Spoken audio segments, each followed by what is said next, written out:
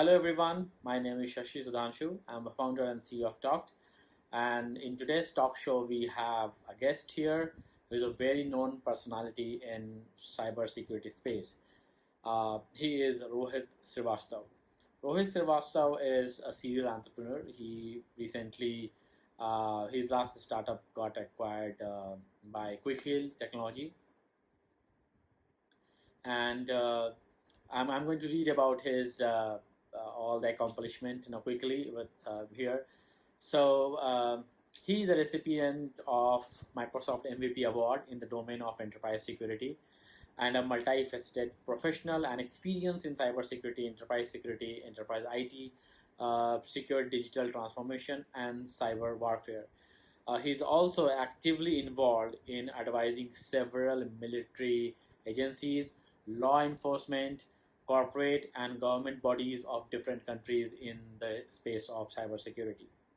He's a very well known security evangelist and founder of India's first ever hackers conference community known as Club Hack. He has had a bunch of startups in the past, and the last one got acquired by Quickhill Technology, in 2016. Rohit was also involved in designing MTech program in information security, which is currently practiced in University of Pune. He is also a visiting faculty of a lot of A grade engineering and management schools. He is a licensed member of First.org, where his responsibility includes liaising between CRTS of different countries and companies in case of cyber attack and adversarial takedown. He has been featured in many technical shows, a news panel discussion related to cyber warfare and cyber security.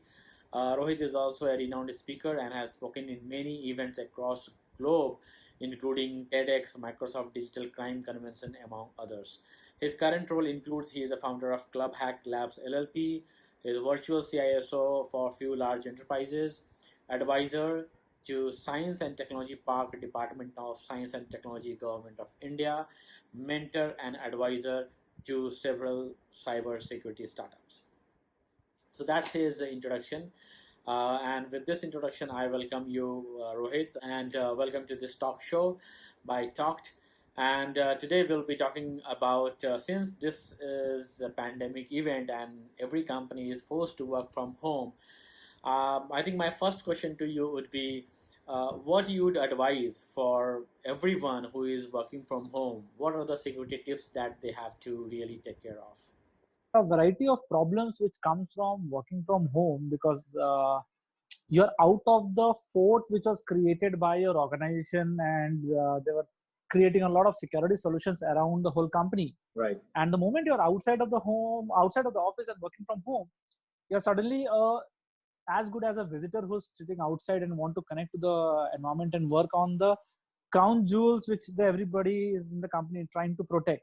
Set up things in a way that it is securely connecting to it. And see, whatever I would tell right now is something people's IT team would have told them, people, or they have heard this preaching a lot many times. But the same thing applies here as well and has to be taken very seriously. The first and foremost is make sure that the system from which you are connected to the office environment is provided by the company. Why? Because they would have a particular set of tools installed on it, a set of security controls installed on it.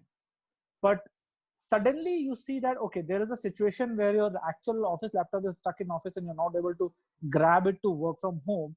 So in that particular case, whatever computing device you have, talk to your IT team first and identify how to connect. They would have a real set of procedure or steps to and configure a VPN client or configure a zero trust network client or any of such kind of a setup.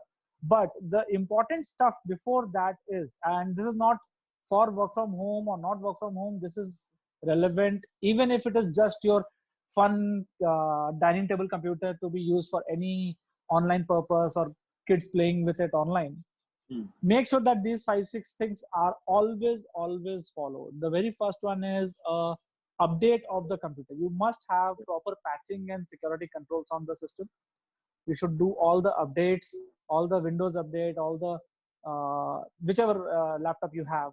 plus other software installed on it, like Acrobat Reader if you have MS Office on it. All of them should be up to date with the latest patches which is released by the organization. Okay. Secondly, a good antivirus has no substitute. You must have a very good antivirus on your computer. Without it, it is really very risky in today's crazy, wild environment out there. Which are important from there onward is, which network are you connecting to? If you're connecting to your home Wi-Fi, or if you're connecting to your cable network inside the house, people have set up that way as well. It is still fine. Make sure that the Wi-Fi is secure. You have a strong password on it. You don't have unwanted visitors and neighbors also connecting onto you, because their internet is not working good and they have to work from home for office. Don't allow them to connect onto your Wi-Fi, and then of using bandwidth out there, because see, in any case, bandwidth is not a problem these days. The problem is the moment both of you connect to the same Wi-Fi, you are both onto the same local network.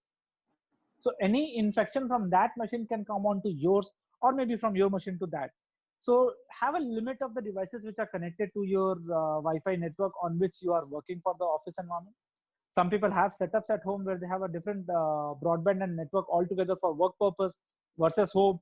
If you can achieve that, well and good. If not, then whatever is the Wi-Fi connection, make sure it is well password protected and connected. We're talking about passwords, so make sure all your other passwords as well, and this is for your life, not for your work from home situation. All your other passwords are strong enough, and you have two-factor authentication or two-step verification or OTP-based authentication or multi-factor-based authentication, whichever name you call it. You should have that enabled for wherever it is possible. Most of the services these days provide that for free. So make sure you have all of that enabled and you're using it religiously. That should take care of a lot of security threats, even if for your home personal uses. Very insightful, Rohit. And in fact, with your this answer, I can think of one more question, that is of shared devices, right? So I know a lot of couples, husband is working in some other company, wife is working in a different company, and they have just one machine, at home. And they share the laptop, to do their respective office work.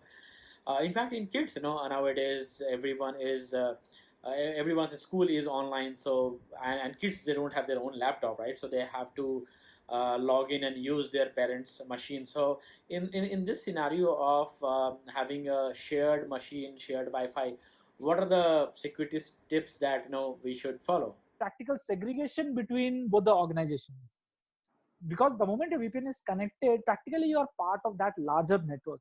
And these are one few reasons where people and companies and enterprises are moving away from VPN kind of solutions. And even some of my clients have advised them and moved them onto the zero trust network kind of a setup. Zero trust network is something like, I don't trust anyone, any computer, any person. At every point, the person has to authenticate himself and the device that, okay, I am the legitimate user, I have the rights to access this, and then only the access is provided. And that too only to the limited thing which is allowed by the organization. So that kind of setup is required more from the company perspective. But talking about home users, it is actually difficult. So suggested option is create multiple accounts on that computer. Husband logs in with a husband username, wife logs in with her username. Kids have a separate altogether family username where they can go and have their Zoom or other chat applications where their online classes and other stuffs are going on. So have a segregation between all of that. And that is very well required in these days. And have a different wallpaper for everyone so that you know whose current profile you're using right now. Yes, exactly. That's a wonderful point. And you mentioned about Zoom, so I wanted to understand. This is the talk of the town. That is a Zoom application secure? It's insecure. In fact, I also uh, published a video a couple of weeks back, about the security and safety. But it's always good to listen out, expert like you. What do you suggest, while using Zoom application? Is it really secure? And what's your thought about it? There's no smoke without a fire. So there are some issues around, but and what I've seen with issues are, some of the issues were like really very small and not up to the mark where people should have made that much amount of hue and cry.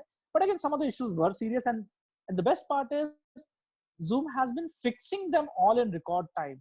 See, we are in this domain of cybersecurity. We see that reports are sent out to companies and the time they take to fix their issues. Compared to all others, Zoom has been acting very fast in fixing their problems. But again, some problems were there. Again, look at this. Why Zoom was created at first point? It was created from one basic requirement that video conferencing should be fast enough, should be easy enough. It should not be a really bigger problem. So again, in my industry, remember, security is always the last thing to think. People think of creating software, people think of creating platforms, and then at the end of the day, they think, okay, let's secure things as well. So in the same scenario, Zoom also thought security as the last thing to think. Doing work from home like crazy, Zoom became a very important aspect, and thankfully they have been fixing some problems. The other bigger problem with Zoom is the way people use it. I've seen people sending out Zoom meeting URL and the password out there in public. Tough. But Zoom gave out a link which people are now realizing, people are not realizing that the link itself has a password embedded into it. And then they put it onto Twitter or other social media that people can join. Classes and schools are publishing them out. You're then, with the password, you are sending out the URL, and then anybody can join in. In that case, it is not Zoom's problem, so to say, it is the user's issue. Then Zoom came up with another innovative solution of waiting room and allowing people one by one. That has been the best method so far, because so that the person who has hosted the meeting can one by one allow people to get into the room. One problem with that, which we have seen now, is once you do that, there are people waiting in the waiting area. And because it is a public webinar or public meeting, you don't know whom you're allowing. You are seeing people there and you're allowing it. So although you have created a security gate and kept the security guard outside the gate, but you have asked the security guard to allow everyone to come inside. So basically situation is the same. So it's not about only the product's issue, it's also about the user's pattern. There are ways of safely using Zoom, and a lot of people are doing that. A lot of people are using Zoom still because of the ease of use and the smoothness by which the whole platform operates. People are using the secure methodology to use Zoom in that case. That's good, right? Thank you. And you mentioned about VPN, and I wanted to bring this about startups. There are a lot of companies, very small companies or startups, or agencies who do not work on really large technology. They don't have a server, a code base where everyone has to be in sync. Rather, we work on absolutely silo independently on our accounts. For example, a social media executive will be working on social media accounts and absolutely no VPN. So what is the advice or what is the situation for an agency like us or maybe small company where there is no VPN and pretty much everyone become work in a very independent mode? Do you think there is a security breach in that environment also? And if yes, then what are the steps that we need to take care of? I would still call it as an intellectual property. Ultimately, you are having your client's social media connects with you. It's not your mistake or your employee's mistake. The people will talk about the client and the client's mistake in that case. So it is security is required there, but again, this is not very dependent on how tightly you set up your organization and the way people connect to the network, because this is all about a SaaSified kind of an environment where everything is on SaaS and people can access that from anywhere. There are ways of securing that as well.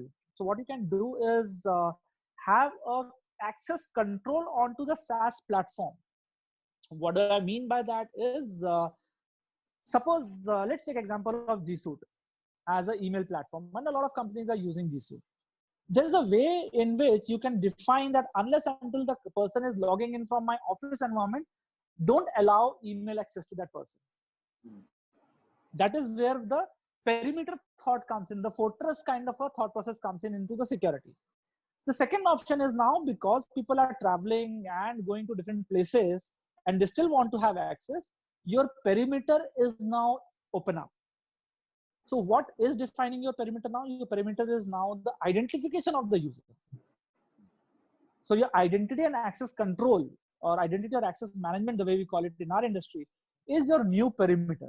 So can I create it in a way that all my SaaS application will first authenticate the user and then decide whether what kind of privileges to be given to them or not?